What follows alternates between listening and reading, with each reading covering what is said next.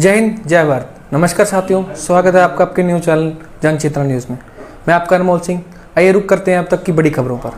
मोदी ने की 69वीं बार मन की बात। मोदी के मन की बात पर राहुल गांधी ने ली चुटकी।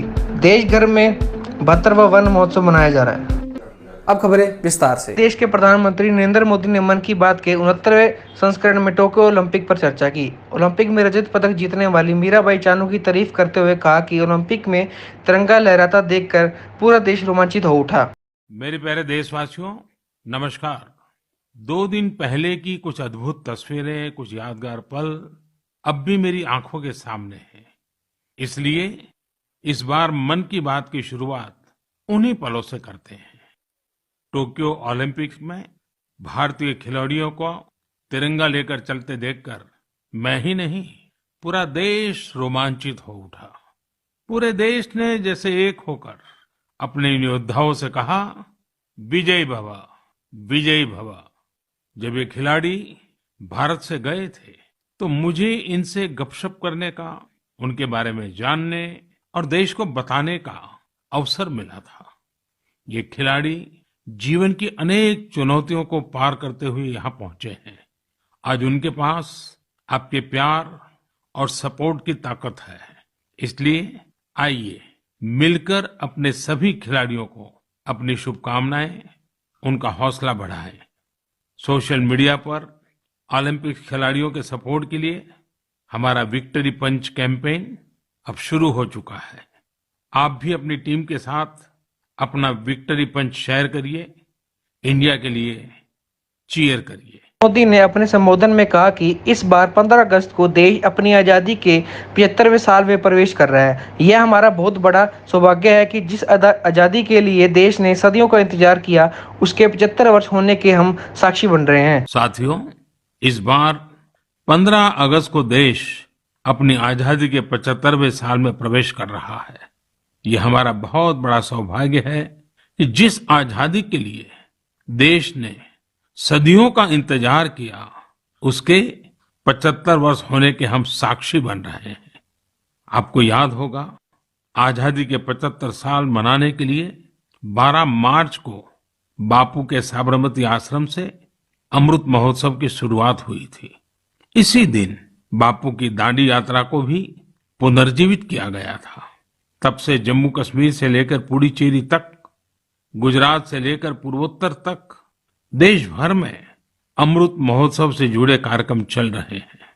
कई ऐसी घटनाएं, ऐसे स्वाधीनता सेनानी जिनका योगदान तो बहुत बड़ा है, लेकिन उतनी चर्चा नहीं हो पाई, आज लोग उनके बारे में भी जान पा रहे हैं। अब जैसे मोइरांग डे को ही लीजिए। मणिपुर का छोटा सा कस्बा मोइरांग कभी नेताजी सुभाष चंद्र बोस की इंडियन नेशनल आर्मी यानी INA का एक प्रमुख ठिकाना था। यहाँ आजादी के पहले ही INA के कर्नल शौकत मलिक जी ने झंडा फहराया था। अमृत महोत्सव के दौरान 14 अप्रैल को उसी मोइरांग में एक बार फिर तिरंगा फहराया गया। ऐसे कितने ही स्वाधीनता सेनानी और महापुरुष हैं जिन्हें अमृत महोत्सव में देश याद कर रहा है। सरकार और सामाजिक संगठनों की तरफ से भी लगातार इससे जुड़े कार्यक्रम आयोजित किए जा रहे हैं। ऐसा ही एक आयोजन इस बार 15 अगस्त को होने जा रहा है। ये एक प्रयास है राष्ट्रगान से जुड़ा हुआ। सांस्कृतिक मंत्रालय की कोशिश है कि इस दिन ज्यादा से ज्यादा भारतवासी मिलकर राष्ट्रगान गाएं। इसके लिए एक वेबसाइट भी बनाई गई है, राष्ट्रगान.in। इस वेबसाइट की मदद से आप राष्ट्रगान गाकर उसे रिकॉर्ड कर पाएंगे, इस अभियान से जुड़ पाएंगे। मुझे उम्मीद है आप इस अनोखी पहल से जरूर जुड़ेंगे। इसी तरह के बहुत सारे अभियान, बहुत सारे प्रयास आपको आने वाले दिनों में देखने को मिलेंगे। अमृत महोत्सव किसी सरकार का कार्यक्रम नहीं, किसी राजनीतिक दल का कार्यक्रम नहीं, यह कोटि कोटि भारतवासियों का कार्यक्रम है। हर स्वतंत्र और कृतज्ञ भारतीय का अपने स्वतंत्रता सेनानियों को नमन है। और इस महोत्सव की मूल भावना का विस्तार तो बहुत विशाल है। ये भावना है अपने स्वाधीनता सेनानियों के मार्ग पर चलना, उनके सपनों का देश बनाना। जैसे देश की आजादी के मतवाले स्वतंत्रता के लिए एकजुट हो गए थे, वैसे ही हमें देश के विकास के लिए एकजुट होना है। मोदी ने मन की बात कार्यक्रम के बाद कांग्रेस पार्टी अध्यक्ष राहुल गांधी ने सोशल मीडिया पर एक वीडियो शेयर की। इसमें उन्होंने कोरोना वैक्सीनेशन को लेकर कुछ अखबारों की कटिंग साझी की है और पीएम मोदी पर कटाक्ष करते हुए लिखा है, अगर समझते देश के मन की बात, ऐसे न होते टीकाकरण के हालात।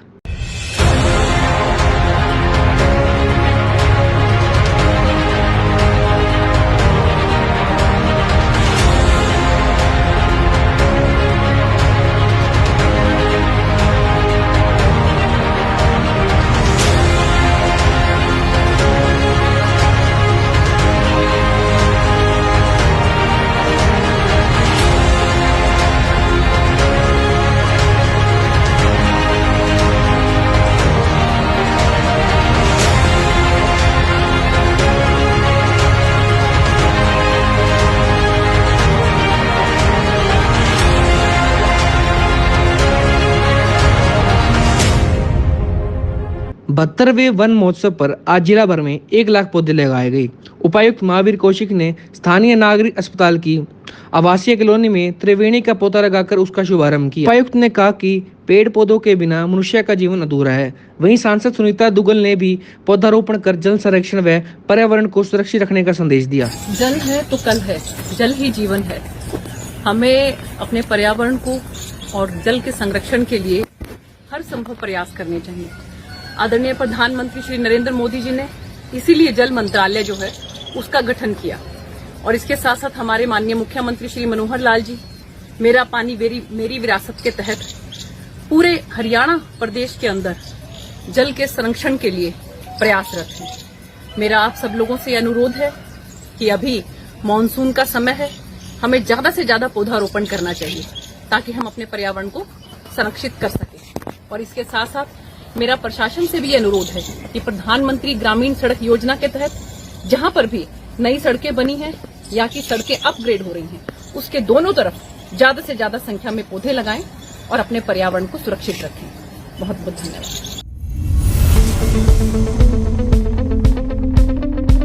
अरे 5 रिंग और 5 रंग तक पहुंचे छोरे छोरिया,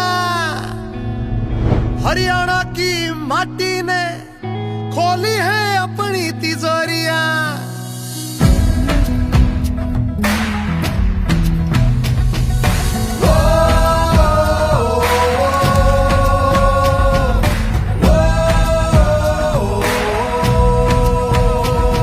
और मंच के बीचों बीच चढ़ेंगे अपने 30 के साथ खड़े हैं करोड़ 130।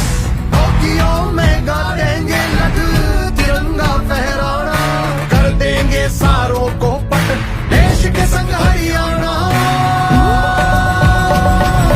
देश के संग हरियाणा, देश के संग हरियाणा। हमने तिरंगा फहराना देश के संग हरियाणा।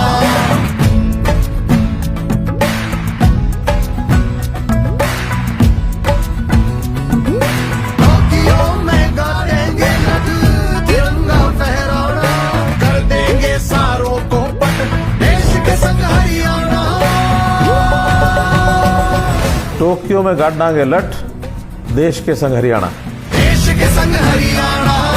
हमने तिरंगा फहराना देश के संग हरियाणा।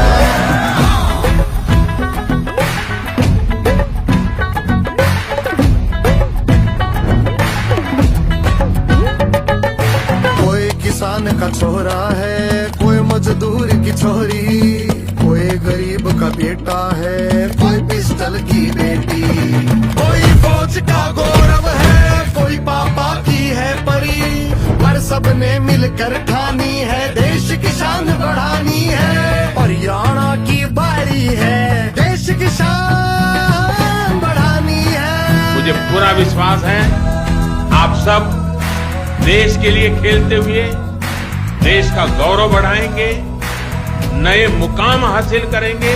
टोक्यो में गाड़ेंगे लठ तिरंगा फहराना, कर देंगे सारों को पट देश के संग हरियाणा, देश के संग हरियाणा, देश के संग हरियाणा, हमने तिरंगा फहराना, देश के संग हरियाणा। अपने दिल दिमाग को बस एक ही बात कहिए कि मुझे अपना बेस्ट परफॉर्म करना है। Cheer for India.